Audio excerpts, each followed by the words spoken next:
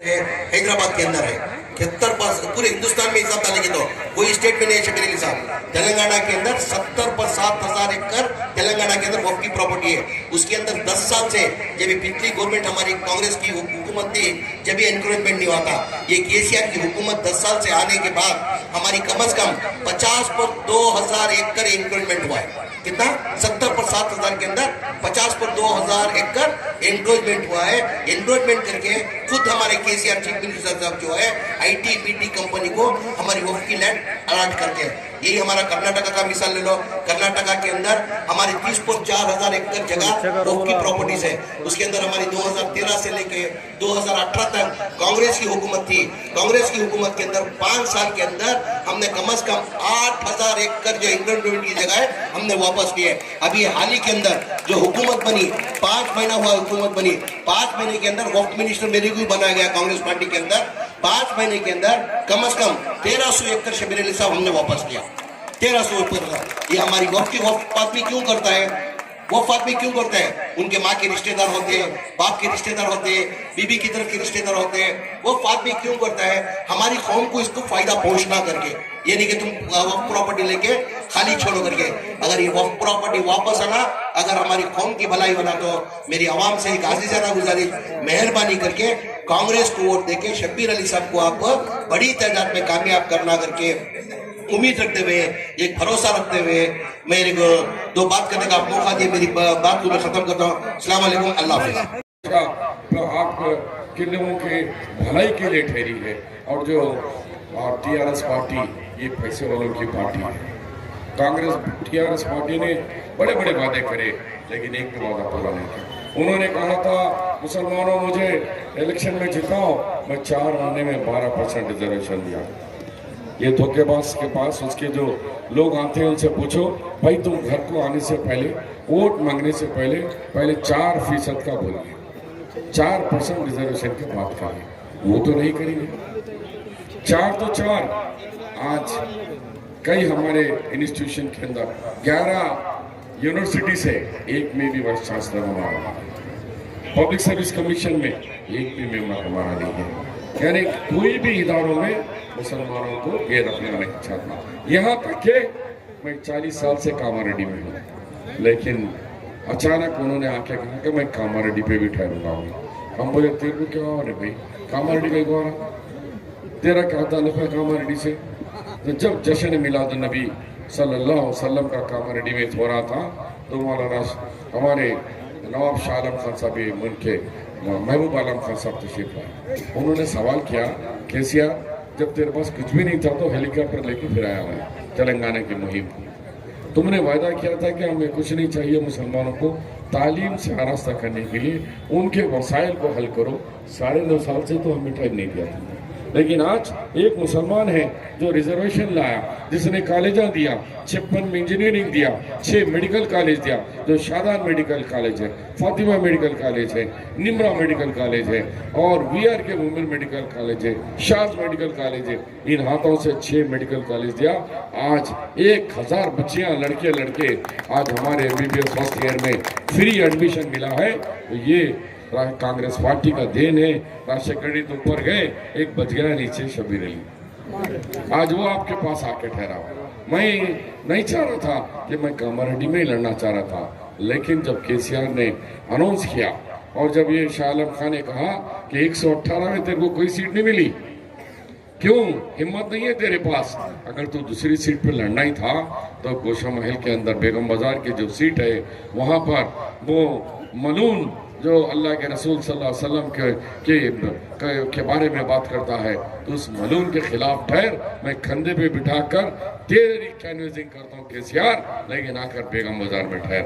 अफसोस बेगम बाजार में कोई जाने को तैयार नहीं है गोशा महल सीट को, जो राजा सिंह के खिलाफ लड़ने के नहीं है। लेकिन शब्बीर अली रेडी है आके मुझे हराने के लिए। तो राष्ट्र उसके ऊपर केसीआर ने कहा, हमारे राहुल गांधी ने कहा, पंजे पे छिक्का, बेटा तू बोलता 8, ठीक है। मुझे बुला के बोले, शबीर यहाँ केसीआर लड़ना चाह रहा है तुम्हारे खिलाफ में, बहुत पैसा है उसका, पुलिस है, इख्तिदार है, तुम मुसलमान है। मैं चाहता हूँ कि तुमको सेफ सीट तुम निजामाबाद में जाओ और रेवंत रेड्डी को चाहता हूं कि वो उसका मुकाबला करे। शेर से टकराएगा, तुम जो सो आजा।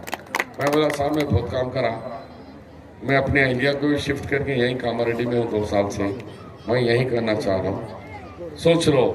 तो फिर मैं जब भी ख्याल आया अल्लाह के रसूल मोहम्मद मुस्तफ़ा सल्लल्लाहु अलैहि वसल्लम ने हिजरत में नुसरत और फतेह फरमाई है।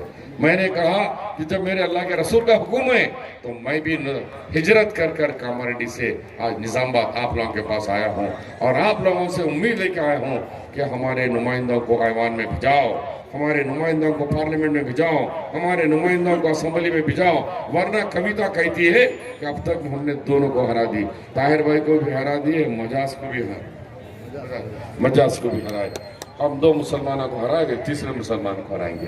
हमारी गैरत को उठाओ, हमारी ज़मीर को जगाओ कि लोग हम पे उंगलियां उठा के कह रहे कि तुम लोग ये एक अल्लाह को और एक कुरान को और अल्लाह के रसूल मोहम्मद आखिरी रसूल को मानने वाले, हम लोग 100 में बढ़ गए और 100 खुदाओं को मानने वाले एक हो गए। तो हमारा क्या हो गया भाई, सोचो। तो मैंने आपके पास आया हूँ तो मैंने बहुत किया। मैं ये निज़ामाबाद जब आया तो मुझे एक साहब ने आए, कहा कि हमारा नाम मत बोलिए, लेकिन मेरी बेटी ने जो डॉक्टर भी है, एमडी भी है, हमारे medical college hospital Rajiv medical institution ये जो आदिलाबाद में है उसमें डॉक्टरी बच्ची प्रैक्टिस कर रही है, वो नौकरी कर रही है। उन्होंने कहा कि शब्बीर अंकल वहाँ से कॉन्टेस्ट कर रहे हैं मेरे मुकाम निज़ामाबाद से, मैं निज़ामाबाद की हूँ, मेरी तनख्वाह में से एक 11,000 बाबा ले जाके दो और ये पैसों से उनको नॉमिनेशन फाइल करो। ये बच्ची का शव देखिए कि कितना जज्बा है कि मैं आज डॉक्टर एमडी बनी हूँ, एक गरीब बाप की बेटी हूँ, तो ये रिजर्वेशन की वजह से मैं एमडी बनकर नौकरी कर रही हूँ। तो मेरी तनख्वाह के उस बच्ची के 11,000 से मैंने अपने नॉमिनेशन फाइल किया। तो एक मासूम बच्ची डॉक्टर ने अपना कंट्रीब्यूशन दिया है। क्या आप लोग एक वोट का कंट्रीब्यूशन नहीं करेंगे मेरे साथ? हाथ उठा के बोलिए, करेंगे? इंशाल्लाह पूरे लोग वोट डालेंगे, सुबह फजर से डालेंगे। ये स्कीम मास मैरिजेस हमने शुरू करा, 25,000 से शुरू करें, क्योंकि कोई भी स्कीम बच्चा पैदा होता है भागा वो तो नहीं भागता, थोड़ा रेंगता फिर बैठता फिर भागता। तो इसी तरीके से वो स्कीम हमने 1,16,000 से उसको 1,60,000 रुपए और 1 महीने के अंदर पैसा नहीं देगा, वो ऑफिसर को सस्पेंड करेंगे, उसके ऊपर एक्शन लेंगे, आपका पैसा दिलाने के। बीच में कोई ब्रोकर नहीं रहेगा, कोई एजेंट नहीं रहेगा, पैसे डायरेक्ट आप तक आएंगे। इसी तरीके से मुसलमान बच्चे बेरोजगार बहुत हैं, इन बच्चों के लिए कांग्रेस ने एक सब प्लान ला रही है। वो सब प्लान का बजट है 4,000 करोड़ का बजट है।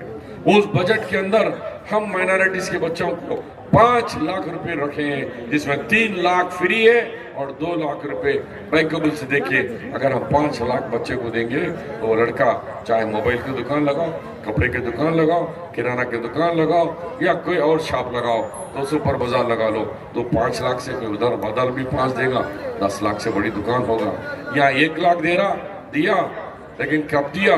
इलेक्शन कल है वो तो दे रहे, इससे पहले 10 साल से एक बच्चे को 1 रुपया माइनॉरिटी फाइनेंस कॉर्पोरेशन से नहीं मिला। कि भाई मुसलमान कहाँ जा रहे, परेशान हो गए। आज ये लोग हर दर पे आ रहे हैं मुसलमानों के, ये लोग मुसलमानों की मस्जिद तोड़े वाले, मुसलमानों को शुरू से आज जब से धोखा दिए, कभी मुसलमानों का फायदा नहीं करे सिवाय नुकसान के। बड़े बड़े अच्छे बातें बोलना मुसलमानों, क्योंकि खुश करने की आदत है लोग को शुरू से। वो लोग देख लिए कि भाई मुसलमानों को खाली बोल के खुश कर दिए तो मुसलमान खुश हो जाता, लेकिन अब खत्म हो गया, उनकी खुशी खत्म हो गई। अब आने वाले जमाने में हम करके बताएंगे, क्योंकि कांग्रेस पार्टी एक ऐसी पार्टी है जो मुसलमानों के लिए 4% रिजर्वेशन दी, 12% देते बोले धोखा दिए। ठीक है, चलो नहीं हो सका, कम से कम 4% के हिसाब से हर जगह पे मुसलमानों को कोई ना कोई जगह देते, नौकरी देते, कुछ नहीं क्या नहीं, सिवाय मस्जिदा तोड़ दिए। उसके अलावा 12% रिजर्वेशन तो नहीं मिला, लेकिन मुसलमानों